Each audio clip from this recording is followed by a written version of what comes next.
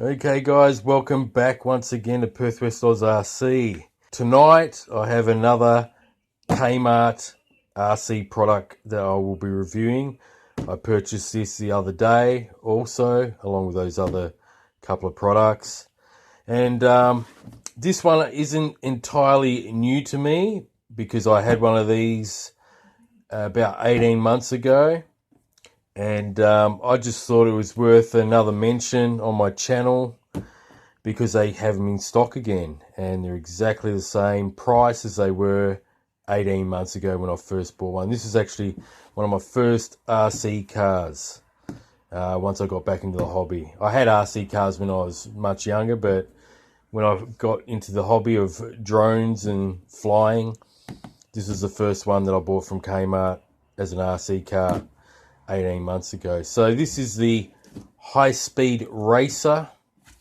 They're calling it like a hobby grade, but what they're referring to is the shell, because it's a 1/10 scale and it has the body posts and body clips. So it's all toy grade here. It just looks like a sort of like a hobby grade sort of drift vehicle, as you can see inside the box. Runs on the 2.4 gigahertz frequency, multiplayer, so they're just saying that you can have a whole number of these and there'll be no interference. Rated for 8+ years, and yeah, 1/10 scale, as you can see here. So this is the box, a few pictures of the car.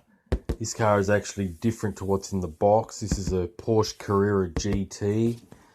But the actual car itself is a Renault sports car, like a racing version of a Renault car. It's called the RS-O1, which is Renault Sports #1. Okay, and on the bottom here, I'll just flip that around. You've got your basic sort of instruction layout. Tells you that you've got a 7.2 volt nickel cadmium battery inside. It just plugs in there with those black nickel cadmium plugs that they usually come with.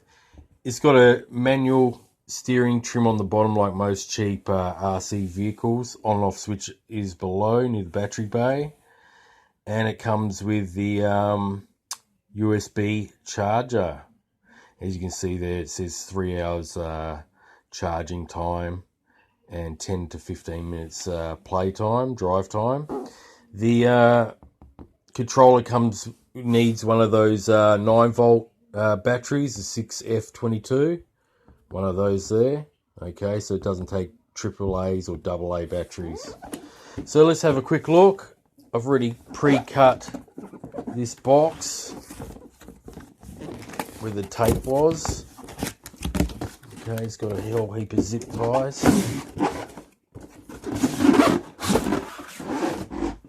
Okay, so as you can see, I need a screwdriver. Okay guys, I took everything out of the box. First up, I'll show you what's in this one. We have the 9-volt battery, so that's pretty cool. You don't have to supply your own. This is really a ready-to-run package. You've got that. You've got the nickel cadmium battery, just there. It's a 7.2 volt, as they state on the package. 500 milliamp hour, which they're claiming that it will be good for 15 minutes, 10 to 15 minutes drive time, and that is pretty much correct because my other car that I had was exactly that, around that time frame. So there you go there, guys. And we've got the USB charger to charge the nickel cadmium battery pack. Has the black plug there, and you can either put that on a little wall adapter. That's a USB wall adapter to charge it a bit quicker, or you could also put it in your computer and charge it that way. All right. Second up, we have the controller. It's a non-proportional, so it's got bang steering, you know, on the servo, but it's a nice smooth little wheel here. Got the trigger and just an on and off switch on this side. Very simple. There's no trimmers because the trimmer is on the bottom of the car, as you can see. Just a very simple servo and trimmer. Got the battery bay here.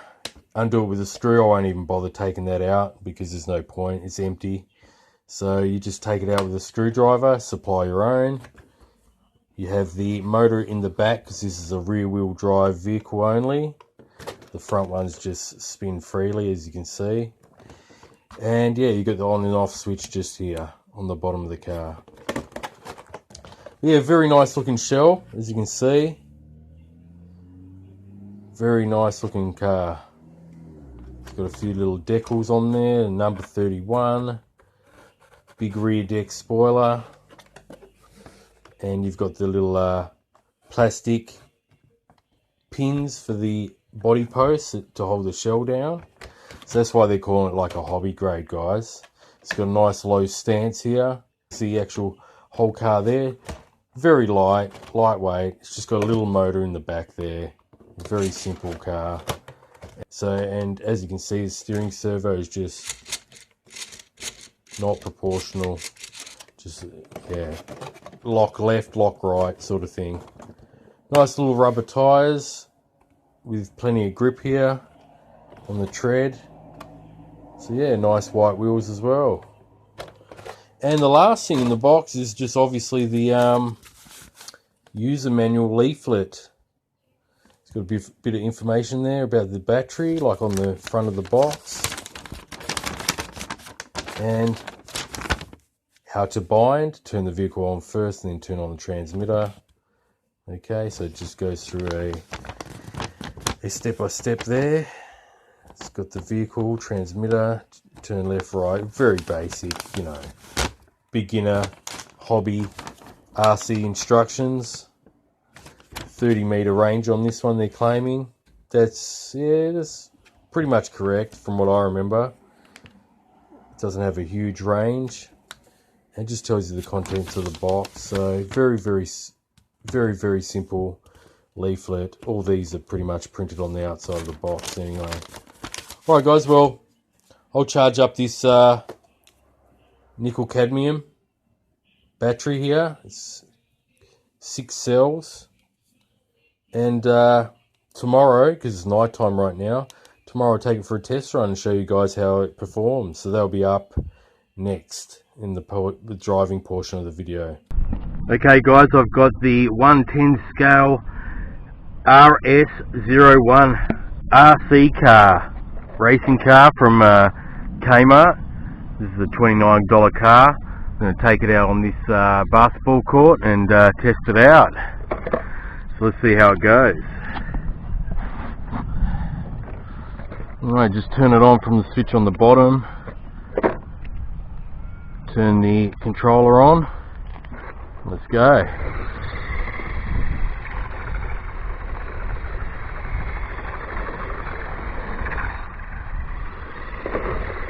Very much like my original one that I had over a year ago.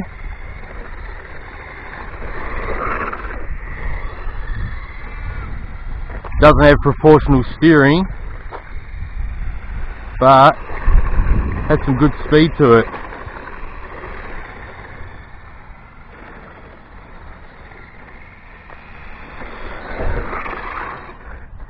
Hit the brake, and you can flick it around.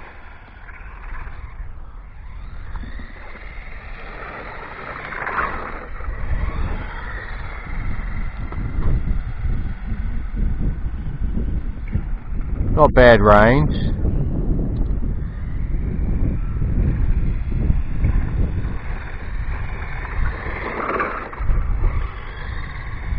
It's got a little motor in there powering it, and a 500 milliamp hour nickel cadmium battery.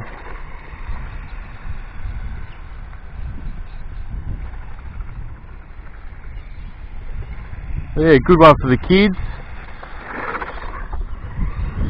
or big kids alike that don't want to spend too much. Probably upgrade this whole chassis and shell with a brushless system, which I might try to do later on down the track. It's a bit of a project.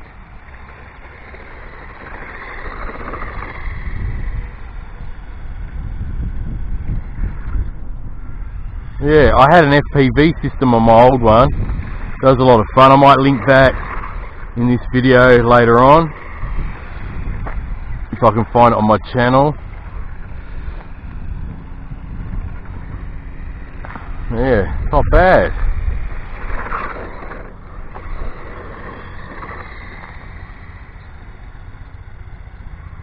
See how far it will go before it cuts out. Still got control.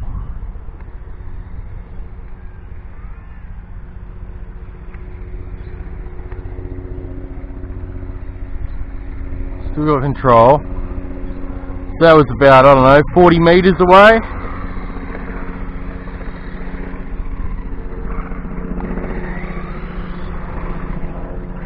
See if I can do a flick turn with it.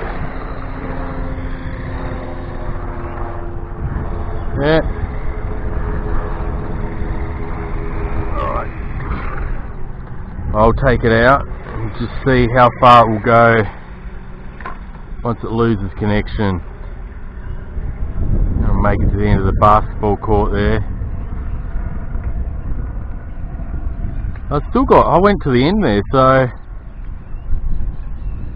sort of lost connection just then and then picked it up again, so it's cutting in and out a bit. So it did go to the end of the basketball court, so that's well over 50 meters anyway, guys, so that's not too bad. I was expecting much less.